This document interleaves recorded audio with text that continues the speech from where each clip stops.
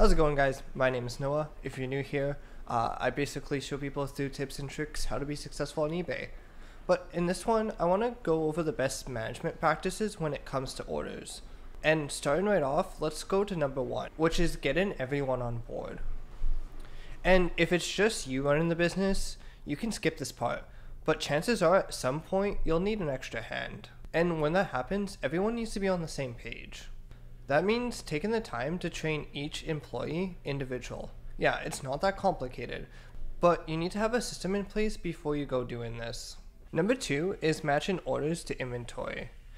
If you've ever had someone return an item because it wasn't in stock, chances are if it happens again, they'll just take the money elsewhere. So keeping your inventory up to date is probably one of the most important things you can do. And by far the best way to do this is just by having a system in place and sticking to it. Moreover, there's tons of tools out there to help you with this, and QuickBooks is just one of them. And a quick disclaimer, this video isn't sponsored by them, but I use them because they're one of the best platforms out there. Number three is giving value back to the customer.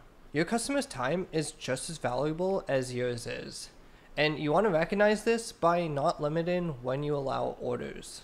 You should also make the customer's information easy and readily available. That way, if you're not available to deal with the customer, someone else can.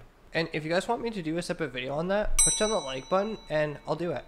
Okay, number four is taking the emotion out of returns. Part of managing orders is also dealing with the returns, and I don't think a lot of people know about this or even consider it.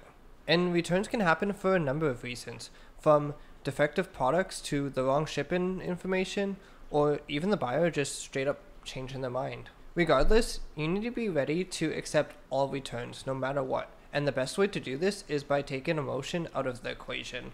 You can do this quite simply by just creating a return policy. That way it holds you accountable and your customers accountable if they try to make a false return. Number five is having an automated system.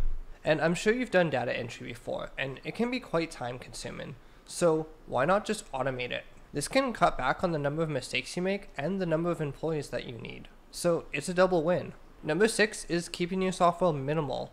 And while software helps cut back on your time and the number of employees you have, you don't need to go overboard. Like having 5 different, especially if you're dealing with online sales reps and software that controls your customer orders. So do research ahead of time and plan stuff out, because this will pay dividends in the long run. For more information on improving your sales, check out my latest video on how to drive traffic to your eBay store.